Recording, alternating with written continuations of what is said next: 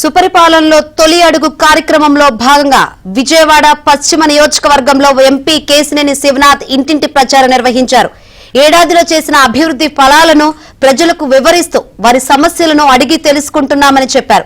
5 ఏళ్ల పాటు రాష్ట్రాన్ని సర్వనాశనం చేసిన వైసీపీ నాయకులు ఏ మొహం పెట్టుకుని ప్రజల్లోకి వెళ్తారని ఎంపీ ప్రశ్నించారు. ఇక మరింత సమాచారం మా ప్రతినిధి పూర్ణ అందిస్తారు.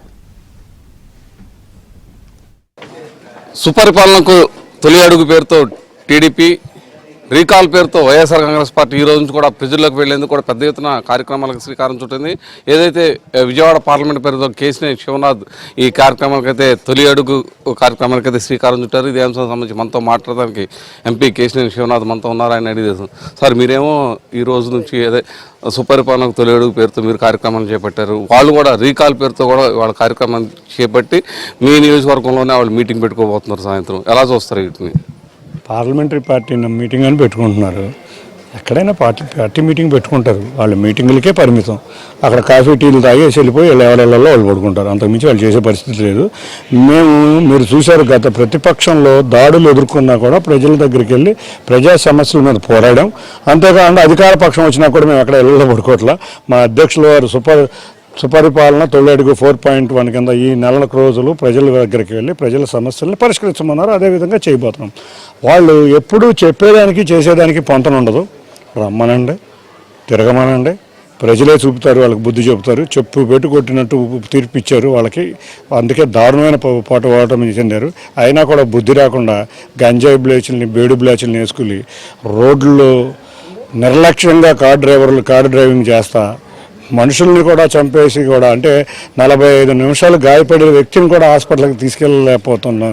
ఇటువంటి ఒక అరాచక వ్యక్తులకి ప్రజలు బుద్ధి చెప్పడానికి రెడీగా ఉన్నారు. మేమైతే అధికార పక్షంలోకి వచ్చినాక మేము ఏ రోజు కూడా మేము ఇంట్లో కూర్చోలేదు. చంద్రబాబు నాయుడు గారు ప్రజల ముందుకు వెళ్ళి ప్రజల సమస్యలను పరిష్కరించమన్నారు. అదేవిధంగా మేము గత సంవత్సరంలో మేము చేసిన సంక్షేమ కార్యక్రమాలు కానీ, మేము చేసిన అభివృద్ధి కార్యక్రమాల్లో కానీ ప్రజలు ఏమనుకుంటున్నారు, ఏ విధంగా రెస్పాండ్ అవుతున్నారు, అందులో మేము అన్ని ఆధునిక టెక్నాలజీ వాడుతున్నాం.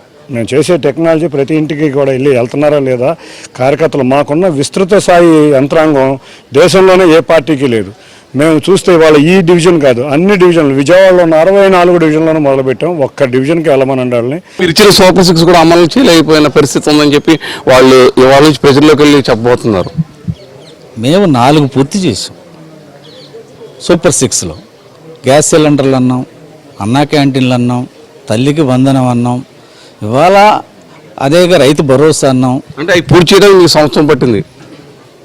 సంవత్సరం కాలం అయినా సరే ఆర్థికంగా చితకదీసేసినటువంటి రాష్ట్రాన్ని సరిచేసుకుంటానికి నానా కష్టాలు పడి ఇవాళ ఆర్థిక భారమైనప్పటికీ కూడా ప్రజలకు ఇచ్చిన మాట ప్రకారం ఆ లెక్కకు వచ్చే జగన్మోహన్ రెడ్డి 1000 రూపాయలు పెంచుతానని పెన్షన్ 5 ఏళ్ళు ఎందుకు చేశాడు? సంవత్సరానికి 250 రూపాయలు ఎందుకు పెంచాడు ఆయన? దానికి సమాధానం చెప్పాలి వాళ్ళు.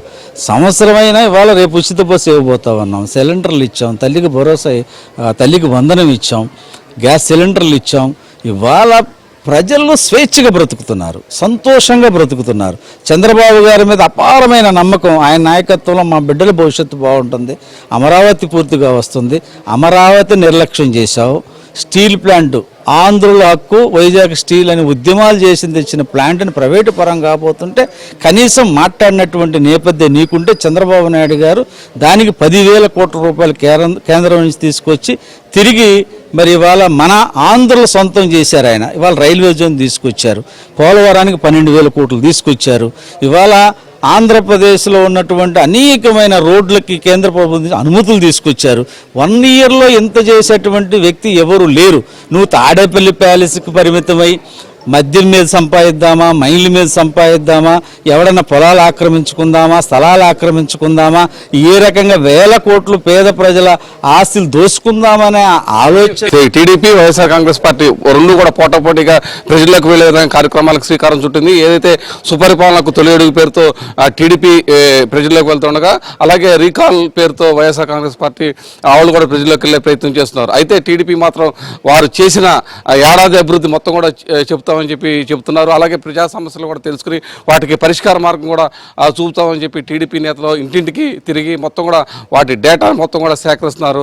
అయితే అదే సందర్భంలో వైఎస్ఆర్ కాంగ్రెస్ పార్టీ కూడా ఇంటింటికి తిరిగి ఏదైతే సూపర్ 6 పేరుతో ఇప్పటి వరకు పథకాలు అమలు చేయలేదు వాటన్నింటినీ కూడా ప్రజల దృష్టికి తీసుకెళ్లి వీరి ఏడాది పాలన ఎండగడతామని చెప్పి వైఎస్ఆర్ కాంగ్రెస్ పార్టీ నేతలు అయితే చెబుతున్న పరిస్థితి అయితే నెలకొంది. వీడియో జర్నలిస్ట్ వెంకటేశ్వర్లతో పూర్ణ ఏబీఎన్ ఆంధ్రజ్యోతి విజయవాడ నుంచి.